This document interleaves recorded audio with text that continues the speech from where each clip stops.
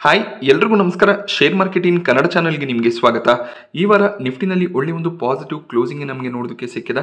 1.17% jump ಈ ವಾರದಲ್ಲಿ ನಿಫ್ಟಿಯಲ್ಲಿ ನೋಡೋದಕ್ಕೆ ಸಿಕ್ತು. ಶುಕ್ರವಾರದ ದಿನ ಮಾರ್ಕೆಟ್ನಲ್ಲಿ ಒಂದು ನೆಗೆಟಿವ್ ಓಪನಿಂಗ್ ನೋಡೋದಕ್ಕೆ ಸಿಕ್ಕಿತ್ತು, ಆದರೂ ಕೂಡ ಒಂದು ಸ್ಟ್ರಾಂಗ್ ಕ್ಲೋಸಿಂಗ್ ನಿಫ್ಟಿಯಲ್ಲಿ ನೋಡೋದಕ್ಕೆ ಸಿಕ್ಕಿದೆ. ಹಾಗೆ ಮಾರ್ಕೆಟ್ನ ಸ್ಟ್ರಾಂಗ್ ಮೊಮೆಂಟಮ್ ಕಳೆದ 5 ವಾರಗಳಿಂದ ನಮಗೆ ನೋಡೋದಕ್ಕೆ ಸಿಗ್ತದೆ. ಎಲೆಕ್ಷನ್ ರಿಸಲ್ಟ್ಸ್ ಬಂದ ಮೇಲೆ ಮಾರ್ಕೆಟ್ ಪಾಸಿಟಿವ್ ಆಗಿ ಟ್ರೇಡ್ ಆಗ್ತದೆ. ನಿಫ್ಟಿಗೆ 24,000 ಒಂದು ಕ್ರೂಷಿಯಲ್ ಸಪೋರ್ಟ್ ಆಗಿರುತ್ತೆ. ಆ ಒಂದು ಲೆವೆಲ್ನ ಮೇಲ್ಗಡೆ ಟ್ರೇಡ್ ಆಗ್ತಿರೋವರೆಗೂ ಪಾಸಿಟಿವ್ ಸೆಂಟಿಮೆಂಟ್ ಅನ್ನು ಎಕ್ಸ್ಪೆಕ್ಟ್ ಮಾಡ್ಬೋದು. ಅಕಸ್ಮಾತ್ ನಿಫ್ಟಿ 24,000 ಲೆವೆಲ್ನ ಕೆಳಗಡೆ ಕ್ಲೋಸಿಂಗ್ ಅನ್ನು ಕೊಟ್ಟರೆ ಇನ್ನಷ್ಟು ವೀಕ್ನೆಸ್ನ ಎಕ್ಸ್ಪೆಕ್ಟೇಷನ್ ಇರುತ್ತೆ. ಮೇಜರ್ ರೆಸಿಸ್ಟೆನ್ಸ್ 24,500 ಆಗಿರುತ್ತೆ. ಆ ಒಂದು ಲೆವೆಲನ್ನು ಬ್ರೇಕ್ ಮಾಡಿದ್ರೆ ಇನ್ನಷ್ಟು ಪಾಸಿಟಿವ್ ಸೆಂಟಿಮೆಂಟ್ ಅನ್ನು ನಿಫ್ಟಿಯಲ್ಲಿ ಎಕ್ಸ್ಪೆಕ್ಟ್ ಮಾಡ್ಬೋದಾಗುತ್ತೆ. ಸೊ ಕಳೆದ 5 ವಾರಗಳಿಂದ ಮಾರ್ಕೆಟ್ನಲ್ಲಿ ಪಾಸಿಟಿವ್ ಸೆಂಟಿಮೆಂಟ್ ಇರೋದ್ರಿಂದ ಸ್ವಲ್ಪ ಕನ್ಸಾಲಿಡೇಷನ್ನ ಎಕ್ಸ್ಪೆಕ್ಟೇಷನ್ಸ್ಗಳು ಕೂಡ ಇರುತ್ತೆ. ಶುಕ್ರವಾರದ ದಿನ US ಮಾರ್ಕೆಟ್ಸ್ ಫ್ಲಾಟ್ ಆಗಿ ಕ್ಲೋಸಿಂಗ್ ಅನ್ನು ಕೊಟ್ಟಿದೆ. ಹೆಚ್ಚಿನ ಒಂದು ಮೊಮೆಂಟಮ್ ನೋಡೋದಕ್ಕೆ ಸಿಕ್ಕಿಲ್ಲ. ಬಟ್ ಓವರ್ ಆಲ್ ಗ್ಲೋಬಲ್ ಮಾರ್ಕೆಟ್ಸ್ಗಳು ಕೂಡ ಇಂಡಿಯನ್ ಮಾರ್ಕೆಟ್ಗೆ ಸಪೋರ್ಟ್ ಮಾಡ್ತಿದೆ. ಗ್ಲೋಬಲ್ ಮಾರ್ಕೆಟ್ಗಳಲ್ಲಿ ಕೂಡ ಒಳ್ಳೆಯ ಒಂದು ಪಾಸಿಟಿವ್ ಸೆಂಟಿಮೆಂಟ್ ನೋಡೋದಕ್ಕೆ ಸಿಗ್ತದೆ. ಮುಂದಿನ ವಾರದ ಮೇಜರ್ ಇವೆಂಟ್ Q1 ರಿಸಲ್ಟ್ಸ್ ಆಗಿರುತ್ತೆ. 2025 ಫಿನಾನ್ಷಿಯಲ್ ಇಯರ್ನ Q1 ರಿಸಲ್ಟ್ಸನ್ನು ಕಂಪನಿಗಳು ಅನೌನ್ಸ್ ಮಾಡ್ತಾರೆ. ಮೇಜರ್ ಆಗಿ ಅಬ್ಸರ್ವ್ ಮಾಡಿದಾಗ TCS HCL ಟೆಕ್ನ ರಿಸಲ್ಟ್ಸ್ ಇಂಪಾರ್ಟೆಂಟ್ ಆಗಿರುತ್ತೆ. ಹಾಗೆ ಶನಿವಾರದ ದಿನ ಅವೆನ್ಯೂ ಸೂಪರ್ ಮಾರ್ಟ್ಸ್ ಕೂಡ ತಮ್ಮ ರಿಸಲ್ಟ್ಸ್ ಅನ್ನು ಅನೌನ್ಸ್ ಮಾಡಬಹುದು. ಇದರ ಜೊತೆಯಲ್ಲಿ ಡೆಲ್ಟಾ ಕಾರ್ಪ್, ಟಾಟಾ ಎಲೆಕ್ಸಿ ಹಾಗೆಯೇ ನೆಲ್ಕೋ, IREDA ರಿಸಲ್ಟ್ಸ್ ಕೂಡ ಬರುತ್ತೆ. IREDA ಸ್ಟಾಕ್ ಪ್ರೈಸ್ನಲ್ಲಿ ತುಂಬಾನೇ ಜಂಪ್ ನೋಡೋದಕ್ಕೆ ಸಿಕ್ಕಿದೆ. Q1 ರಿಸಲ್ಟ್ಸ್ ತುಂಬಾನೇ ಇಂಪಾರ್ಟೆಂಟ್ ಆಗಿರುತ್ತೆ. ಕಂಪನಿ ಒಳ್ಳೆ ಒಂದು ಪ್ರಾಫಿಟ್ಸ್ ಅನ್ನು ಡಿಕ್ಲೇರ್ ಮಾಡಿದ್ರೆ ಮೊಮೆಂಟಮ್ ಸಸ್ಟೈನ್ ಆಗುತ್ತೆ. ಅಕಸ್ಮಾತ್ ರಿಸಲ್ಟ್ ಇನ್ವೆಸ್ಟರ್ಸ್ಗಳಿಗೆ ಸ್ಯಾಟಿಸ್ಫ್ಯಾಕ್ಷನ್ ಆಗಲಿಲ್ಲ ಅಂದರೆ ಕರೆಕ್ಷನ್ ಬರುವಂಥ ಚಾನ್ಸಸ್ಗಳು ಕೂಡ ಇರುತ್ತೆ. ಮೇಜರ್ ಆಗಿ ಅಬ್ಸರ್ವ್ ಮಾಡುವಂಥ ರಿಸಲ್ಟ್ TCSನ ರಿಸಲ್ಟ್ ಆಗಿರುತ್ತೆ. Q4ನಲ್ಲಿ ಅಷ್ಟೊಳ್ಳೆ ರಿಸಲ್ಟ್ಸ್ ಬರದೇ ಇದ್ರೂ ಕೂಡ ಸ್ವಲ್ಪ ಮೊಮೆಂಟಮ್ ಸ್ಟಾಕ್ ಪ್ರೈಸ್ನಲ್ಲಿ ನೋಡೋದಕ್ಕೆ ಸಿಕ್ಕಿತ್ತು. ಕಳೆದ 1 ತಿಂಗಳಲ್ಲೇ 5% ರಿಟರ್ನ್ಸ್ ಅನ್ನು ಟಾಟಾ ಕನ್ಸಲ್ಟೆನ್ಸಿ ಸರ್ವಿಸಸ್ ಜನರೇಟ್ ಮಾಡಿ ಕೊಟ್ಟಿದೆ. ಒಳ್ಳೆ ಒಂದು Q1 ರಿಸಲ್ಟ್ TCSನ ಕಡೆಯಿಂದ ಬಂದರೆ ಇನ್ನಷ್ಟು ಸ್ಟ್ರಾಂಗ್ ಮೊಮೆಂಟಮ್ ಅನ್ನು ಎಕ್ಸ್ಪೆಕ್ಟ್ ಮಾಡ್ಬೋದಾಗುತ್ತೆ. ಹಾಗೆ ಮ್ಯಾನೇಜ್ಮೆಂಟ್ ಯಾವ ರೀತಿಯ ಒಂದು ಪಾಸಿಟಿವ್ ಕಮೆಂಟ್ರಿಯನ್ನು ಕೊಡ್ತಾರೆ ಅದನ್ನು ಕೂಡ ಇನ್ವೆಸ್ಟರ್ಸ್ಗಳು ಟ್ರ್ಯಾಕ್ ಮಾಡ್ತಾರೆ. ಹಾಗೆ ಡೀಲ್ ವಿನ್ಸ್ ತುಂಬಾ ಇಂಪಾರ್ಟೆಂಟ್ ಆಗುತ್ತೆ. Q1ನಲ್ಲಿ ಎಷ್ಟು ಡೀಲ್ ವಿನ್ಸನ್ನು ಕಂಪನೀಸ್ ಮಾಡಿದರೆ ಅದನ್ನು ಅವರು ಪಾಸಿಟಿವ್ ಆಗಿ ಡಿಕ್ಲೇರ್ ಮಾಡಿದ್ರೆ ಸ್ಟಾಕ್ ಪ್ರೈಸ್ನಲ್ಲಿ ಮೊಮೆಂಟಮ್ ಅನ್ನು ಎಕ್ಸ್ಪೆಕ್ಟ್ ಮಾಡ್ಬೋದಾಗುತ್ತೆ. ಹಾಗೆ 2025 ಫಿನಾನ್ಷಿಯಲ್ ಇಯರ್ನ ರೆವೆನ್ಯೂ ಗ್ರೋತ್ ಗೈಡೆನ್ಸ್ ಕೂಡ ಒಂದು ನೋಟೇಬಲ್ ಫ್ಯಾಕ್ಟರ್ ಆಗಿರುತ್ತೆ. ಈ ಎಲ್ಲ ಫ್ಯಾಕ್ಟರ್ಗಳು ಪಾಸಿಟಿವ್ ಆಗಿ ಇದ್ರೆ IT ಸ್ಟಾಕ್ಗಳಲ್ಲಿ ಇನ್ನಷ್ಟು ಪಾಸಿಟಿವ್ ಸೆಂಟಿಮೆಂಟ್ ಅನ್ನು ಎಕ್ಸ್ಪೆಕ್ಟ್ ಮಾಡ್ಬೋದಾಗುತ್ತೆ. ಹಾಗೆ HCL ಟೆಕ್ನ ರಿಸಲ್ಟ್ನ ಮೇಲೆ ಕೂಡ ಫೋಕಸ್ ಇರುತ್ತೆ. HCL ಟೆಕ್ ಈ ವಾರದಲ್ಲೇ 5% ಜಂಪ್ ಆಗಿದೆ. ಒಳ್ಳೆ ಒಂದು ಪಾಸಿಟಿವ್ ಸೆಂಟಿಮೆಂಟ್ ಎಲ್ಲ IT ಸ್ಟಾಕ್ಗಳಲ್ಲಿ ನೋಡೋದಕ್ಕೆ ಸಿಗ್ತದೆ. ಕೆಲವೊಂದಿಷ್ಟು ಬ್ರೋಕರೇಜ್ಗಳು Q4ಗೆ ಕಂಪೇರ್ ಮಾಡಿದಾಗ ಈ ಒಂದು ಕ್ವಾರ್ಟರ್ನಲ್ಲಿ ಒಳ್ಳೆ ಒಂದು ರಿಸಲ್ಟ್ ಬರ್ಬೋದು ಅಂತ ಎಕ್ಸ್ಪೆಕ್ಟ್ ಮಾಡ್ತಿದ್ದಾರೆ. ಶುಕ್ರವಾರದ ದಿನ HDFC ಬ್ಯಾಂಕ್ ಸ್ಟಾಕ್ ಪ್ರೈಸ್ನಲ್ಲಿ 4.5% ಕರೆಕ್ಷನ್ ನೋಡೋದಕ್ಕೆ ಸಿಕ್ಕಿತ್ತು. ಅದಾದಮೇಲೆ US ಮಾರ್ಕೆಟ್ಸ್ನಲ್ಲಿ ADR ಕೂಡ ಫಾಲ್ ಆಗಿದೆ. 7% ADR ಕ್ರ್ಯಾಶ್ ಆಗ್ತಿರೋದು ಕಾಣಿಸ್ತಿದೆ. Q1 ಬಿಸ್ನೆಸ್ ಅಪ್ಡೇಟ್ ಅಷ್ಟು ಸ್ಟ್ರಾಂಗ್ ಆಗಿ ಇರಲಿಲ್ಲ. HDFC ಬ್ಯಾಂಕ್ ತಮ್ಮ Q1 ರಿಸಲ್ಟ್ ಅನ್ನು ಜುಲೈ 20ಕ್ಕೆ ಅನೌನ್ಸ್ ಮಾಡ್ತಾರೆ. ಆ ಒಂದು ರಿಸಲ್ಟ್ ನಲ್ಲಿ ನೆಟ್ ಮಾರ್ಜಿನ್ ಮೇಲೆ ಫೋಕಸ್ ಇರುತ್ತೆ. ಒಳ್ಳೆ ಒಂದು ರಿಸಲ್ಟ್ HDFC ಬ್ಯಾಂಕ್ನ ಕಡೆಯಿಂದ ಬಂದ್ರೆ ಮತ್ತೆ ಸ್ಟಾಕ್ ರಿಕವರ್ ಆಗುತ್ತೆ. ರಿಸಲ್ಟ್ ಚೆನ್ನಾಗಿ ಬರಲಿಲ್ಲ ಅಂದರೆ ಇನ್ನಷ್ಟು ವೀಕ್ನೆಸ್ನ ಎಕ್ಸ್ಪೆಕ್ಟೇಷನ್ ಇರುತ್ತೆ. ಸೊ ನಿಫ್ಟಿ 50 ಕಂಪನಿಗಳು ಒಳ್ಳೆ ಒಂದು ರಿಸಲ್ಟ್ ಅನ್ನು ಡಿಕ್ಲೇರ್ ಮಾಡಬೇಕಾಗುತ್ತೆ. ಅಕಸ್ಮಾತ್ ಓವರ್ ಆಲ್ ನಿಫ್ಟಿ 50 ಕಂಪನಿಗಳ ಸ್ಟಾಕ್ ಪ್ರೈಸ್ನಲ್ಲಿ ಕರೆಕ್ಷನ್ ಇದ್ರೆ ಅದು ಇಂಡೆಕ್ಸ್ನ ಮೇಲೆ ಇಂಪ್ಯಾಕ್ಟ್ ಅನ್ನು ತರುತ್ತೆ. ಎಸ್ಪೆಷಲಿ HDFC ಬ್ಯಾಂಕ್, ರಿಲಯನ್ಸ್ನಂಥ ಕಂಪನಿಗಳಲ್ಲಿ ಕರೆಕ್ಷನ್ ಬಂದಾಗ ಇಂಡೆಕ್ಸ್ನಲ್ಲಿ ಕೂಡ ಸಾಕಷ್ಟು ವೀಕ್ನೆಸ್ ಬರುವಂಥ ಚಾನ್ಸಸ್ ಇರುತ್ತೆ. HDFC ಬ್ಯಾಂಕ್ 11% ವೆಯ್ಟೇಜ್ ಅನ್ನು ನಿಫ್ಟಿಯಲ್ಲಿ ಹೊಂದಿದೆ. ಹಾಗೆ ರಿಲಯನ್ಸ್ನ ವೆಯ್ಟೇಜ್ ಕೂಡ 10% ಅರೌಂಡ್ ಅಲ್ಲಿ ನೋಡೋದಕ್ಕೆ ಸಿಗುತ್ತೆ.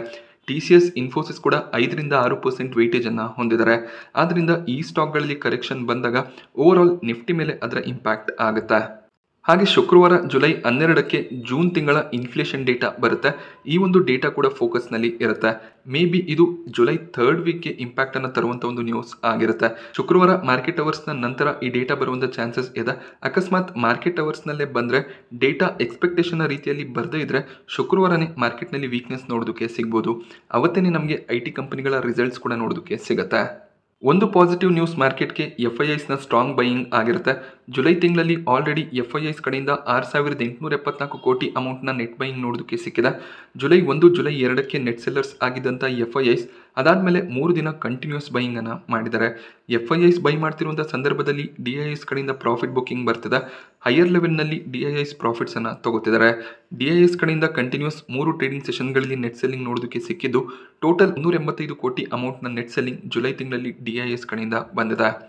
ಬಟ್ FIIಸ್ನ ಕಡೆಯಿಂದ ಸ್ಟ್ರಾಂಗ್ ಬೈಯಿಂಗ್ ಕಂಟಿನ್ಯೂ ಆದರೆ ಮಾರ್ಕೆಟ್ನ ಪಾಸಿಟಿವ್ ಸೆಂಟಿಮೆಂಟ್ ಕಂಟಿನ್ಯೂ ಆಗುತ್ತೆ. ಕ್ರೂಡ್ ಆಯಿಲ್ನ ಪ್ರೈಸ್ನಲ್ಲಿ ಅಷ್ಟೊಂದು ಮೊಮೆಂಟಮ್ ಇಲ್ಲ. 85ರಿಂದ $90ನ ಅರೌಂಡಲ್ಲೇ ಕ್ರೂಡ್ ಆಯಿಲ್ನ ಪ್ರೈಸ್ ಟ್ರೇಡ್ ಆಗ್ತದೆ. ಹೆಚ್ಚಿನ ಒಂದು ಇಂಪ್ಯಾಕ್ಟ್ ಕ್ರೂಡ್ ಆಯಿಲ್ನಿಂದ ಮಾರ್ಕೆಟ್ನ ಮೇಲೆ ಇರೋದಿಲ್ಲ. ರಿಲಯನ್ಸ್ ಜಿಯೋ ಆದಷ್ಟು ಬೇಗ ತಮ್ಮ IPOನ ತರಬಹುದು ಅನ್ನುವಂಥ ಒಂದು ರಿಪೋರ್ಟ್ ನೋಡೋದಕ್ಕೆ ಸಿಗ್ತದೆ. ಆಗಸ್ಟ್ ತಿಂಗಳಲ್ಲಿ ರಿಲಯನ್ಸ್ನ AGM ಇರುತ್ತೆ. ಈ ಒಂದು AGMನಲ್ಲಿ IPO ಬಗ್ಗೆ ಅನೌನ್ಸ್ಮೆಂಟ್ ಬರ್ಬೋದು ಅನ್ನುವಂಥ ಒಂದು ರಿಪೋರ್ಟ್ ನೋಡೋದಕ್ಕೆ ಸಿಕ್ಕಿದೆ. ರಿಲಯನ್ಸ್ ಸ್ಟಾಕ್ ಪ್ರೈಸ್ನಲ್ಲಿ ಕೂಡ ಒಂದು ಸ್ಟ್ರಾಂಗ್ ಮೊಮೆಂಟಮ್ ನೋಡೋದಕ್ಕೆ ಸಿಗ್ತದೆ. ಆಲ್ರೆಡಿ ಸ್ಟಾಕ್ ತುಂಬಾನೇ ಗೇನ್ ಕೂಡ ಆಗಿದೆ. ಹಾಗೆ ಬ್ರೋಕರೇಜ್ಗಳು ಕೂಡ ಈ ಒಂದು ಕಂಪನಿಯಲ್ಲಿ ಬುಲಿಶ್ ಆಗಿ ಇದ್ದಾರೆ. ರಿಲಯನ್ಸ್ ಜಿಯೋ ರೀಸೆಂಟ್ ಆಗಿ ತಮ್ಮ ಟ್ಯಾರಿಫ್ ಹೈಕ್ ಅನ್ನು ಕೂಡ ಮಾಡಿದ್ರು. 25% ಟ್ಯಾರಿಫ್ ಹೈಕ್ ನೋಡೋದಕ್ಕೆ ಸಿಕ್ಕಿತ್ತು. ಇದರಿಂದ Q2ನ ನಂತರ ಅವರ ಒಂದು ಮಾರ್ಜಿನ್ಸ್ ಇಂಪ್ರೂವ್ ಆಗುತ್ತೆ. ಆವರೇಜ್ ರೆವೆನ್ಯೂ ಪರ್ ಯೂಸರ್ ಕೂಡ ಇನ್ಕ್ರೀಸ್ ಆಗೋದು ಕಾಣಿಸುತ್ತೆ. ಓವರ್ ಆಲ್ ಪಾಸಿಟಿವ್ ಸೆಂಟಿಮೆಂಟ್ ಇರುವಾಗಲೇ ರಿಲಯನ್ಸ್ IPO ಅನೌನ್ಸ್ಮೆಂಟ್ ಅನ್ನ ಮಾಡಬಹುದು ಅನ್ನೋದು ಒಂದು ಎಕ್ಸ್ಪೆಕ್ಟೇಷನ್ ಇರುತ್ತೆ. ಸೊ ಈಗ ಜಿಯೋನ ಟೋಟಲ್ ಮಾರ್ಕೆಟ್ ಕ್ಯಾಪ್ ಏನಿದೆ 11 ಲಕ್ಷ ಕೋಟಿ ಅರೌಂಡ್ ಅಲ್ಲಿ ನೋಡೋದಕ್ಕೆ ಸಿಗ್ತದೆ. ಇದರಲ್ಲಿ 5% ಸ್ಟೇಕ್ ಸೇಲ್ ಅನ್ನು ಅವರು IPOನಲ್ಲಿ ಮಾಡಿದ್ರು ಕೂಡ 55,000 ಕೋಟಿಯ IPO ಅನೌನ್ಸ್ ಆಗುವಂತ ಚಾನ್ಸಸ್ ಇದೆ. ಅಕಸ್ಮಾತ್ ಆ ರೀತಿಯಲ್ಲಿ 55,000 ಕೋಟಿಯ IPO ಏನಾದರೂ ಅನೌನ್ಸ್ ಆದ್ರೆ ಅದು ಭಾರತದಲ್ಲಿ ಅತಿ ದೊಡ್ಡ IPO ಆಗಿರುತ್ತೆ. ರೀಸೆಂಟ್ ಆಗಿ LIC IPO ಬಂದಿತ್ತು. LIC IPO ಸೈಜ್ 21,000 ಕೋಟಿ ಇತ್ತು. ಹಾಗೆ ಹ್ಯುಂಡೈ ಮೋಟಾರ್ಸ್ ಕೂಡ ತಮ್ಮ ಡ್ರಾಫ್ಟ್ ಪೇಪರ್ಸ್ ಅನ್ನ ಸೆಬಿಗೆ ಸಬ್ಮಿಟ್ ಮಾಡಿದರೆ ಸದ್ಯದಲ್ಲೇ ಹ್ಯುಂಡೈ ಮೋಟಾರ್ಸ್ನ IPO ಕೂಡ ಮಾರ್ಕೆಟ್ನಲ್ಲಿ ಬರುತ್ತೆ.